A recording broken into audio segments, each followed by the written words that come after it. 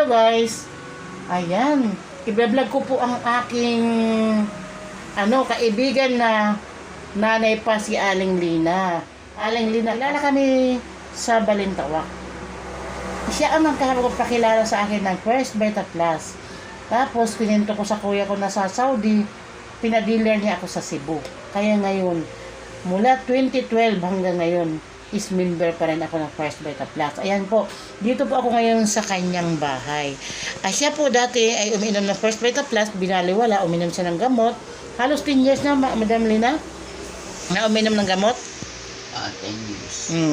Ngayon, binabalikan ko siya kasi malaki utang na loob ko sa kanya. Marami akong nabago sa katawan. Naging healthy life na ako dahil sa tinuro niya na First Beta Plus Natural Health Drink. Ayan, Madam Lina.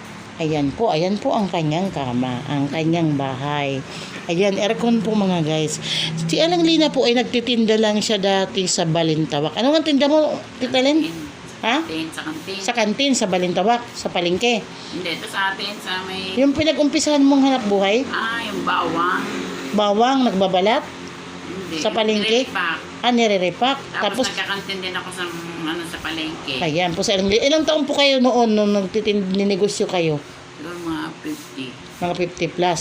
Ayan po si Madam Lina po. Sa kanya ko po nakilala ang First Beta Plus na ganun po siya kahusay na ibinabalita ko sa buong mundo umadlang people na hindi mo siya matatry ang First Beta Plus pag hindi mo tinutuloy-tuloy para po makikita mo ang visa. Ayan po si Aling Lina po is dati po nag-inom siya ng First Beta Plus, tinigil niya, so pinalitan niya ng gamot. Ngayon po may problema po ang kanyang puso. Ano po yung problema? Enlargement? Opo, lumalaki po ang kanyang puso. Marami po siyang laboratory. Hindi ko po sinisiraan ang gamot kasi po ang doktor, kasi po ako nagpapadoktor. Ang gumagawa ng First Beta Plus is mga doktor, Filipino doctors. Lalo sa PGH, napakadami na pong mga doctors na nagre-resita.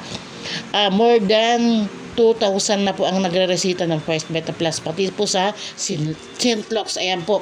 Kaya kung nakilala ang First Beta Plus dahil kay Madam Lina, inalak po niya ako sa Balintawak. Ayan po, binalikan ko po siya ngayon kasi sa pag-inom niya ng gamot, makalipas ang 10 taon ay para wala po nagbabago at ang kanyang mga paa ay parang nanghihina, rumurupok ang kanyang mga buto. 71 years old pa lang po siya, pero pag healthy po is malakas pa po dapat. Ayan po ang dineliver ko sa kanya ngayon. Ayan yung First Beta Plus na yan ng green coffee, 5 pack. So tag 10 lang siya at saka 4 boxes na Guyabano Premium. Dati po yan Guyabano Original kasi po yan ang unang labas ng Guyabano Natural Health Drink po yan. Ano po ang mayroong laman yan mga guys? Ano po yan? 5 gulay na ginawang juice kagaya po ng malunggay, dahon ng sili, uray, saluyot, talbos ng kamote. Ayan po. Ipapakita ko po sa inyo kung anong pagbabago po na may kakayanan naman po siya bumili kasi po binigyan po siya ng blessing ni Lord na kahit po wala siya ngayong negosyo, kung ano-ano lang ang ginagawa niyang business na para siya mabuhay ng marangal at may sarili na siyang bahay. Mula po noon may sarili na siyang bahay, pero ito medyo bago. Ilang taon na itong Titalin? 2 taon pa. 2 taon pa lang itong pinabago niyang bahay. So sabi ko sa kanya, aanhin niya ang pera pag siya ay nawala na sa mundo. Kaya kailangan madagdagan ang buhay niya na yung buhay ka ba na healthy life. Yung wala kang mga nararamdaman, walang gamot na iniinom. Ayan po, obserbahan po natin yan. 1 buwan lang po niya yan mahigit inumin. 40 days yung Guyabano, 30 days yung green coffee. Ayan po, pinapadiretso ko po siya sa loob ng 1 taon. Sabay po ang kanyang maintenance. Obserbahan po natin. Tita Lynn, yung okay naman yung ano mo sugar is kunti na lang ang parang normal na siya, hindi ka na diabetes. Pero dati nag-diabetes po kayo, hindi naman.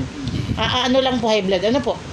So inaalok ko siya kasi malaki utang na loob ko sa kanya na nagka-close kami, pumupunta ako dito sa Batangas, sa Ibaan, San Agustin, Ibaan, na para po kaming magkamag-anak. Ayan po. Kaya ang First Beta Plus, ang sarili ko po napagaling mula sa diabetes ko, tubig sa baga, wala po akong minintin na gamot. Na doktor po ako, na-confine po ako sa ICU, sa General Hospital taon 2015. 2024 na ngayon, so halos 8 taon na po na hindi po ako nadudoktor. Wala po akong iniinom kahit isang medisina. Kaya gusto ko pong subukan sa kanya na ituloy niyang First Beta Plus. Ayan mo, Tita Lina. Di ba po hindi po kayo nakakalakad ng maayos? Yung mga paa nyo mabigat. So ano kayo, mga 72 kilos, 70 kilos ngayon. Kilos. Pero nakaraan, siguro na sa 80 kilos kayo sa Hindi laki ng pa, tiyan mo. 75 nakaraan. So ngayon medyo lumit na yung tiyan niya, may mga inom din siya ibang mga herbal. Tapos ngayon masakit pa rin mga tuhod niya, kaya inanuhan ko siya ng bawas ng uric acid, cholesterol, at saka ang guyabano kasi medyo matabang na siya, binawasan na ang sugar kasi mahal na rin ang sukal. Nagpapalakas ng resistensya. Yung green coffee, hindi po siya basta kape. Siya ay medicinal coffee. Hindi po siya bawal kahit may sakit sa puso, kahit may cancer. Hindi po siya bawal. Hindi siya nakakapag-palpitate sa ating puso. Ayan po. Ayan mo si Tita Lina. Ayan po, siya is 71 years old, 70 kilos. Gusto ko pong makita sa loob ng 6 na buwan na diretso, kaya naman niya po bumili. Wala pong laboratory sa First Beta Plus. 6 na buwan na pag-inom, ay interviewin natin siya ulit sunod kung ano na ang naramdaman niya. Ayan. Hindi po kayo tumatay everyday o tumatay kayo everyday. Isang bisis, dalawa. Pero hirap po, parang matigas. Ano po? Mga ilang araw pa lang na matigas. Dati normal. Kasi ang First Beta Plus is naglilinis ng ugat, naglilinis ng kulon, lahat lilinisin, ang sakit ilalabas. Mayroon pa akong mga customer na hindi ko pa na-interview kasi po ngayon medyo si Ate Nets, si Nets Waray-Waray medyo nagka-problema din sa buhay, kaya hindi masyadong ganon ka-aktibo mag-vlog. Kaya vlog po ko po ang buhay ni Madam Lina.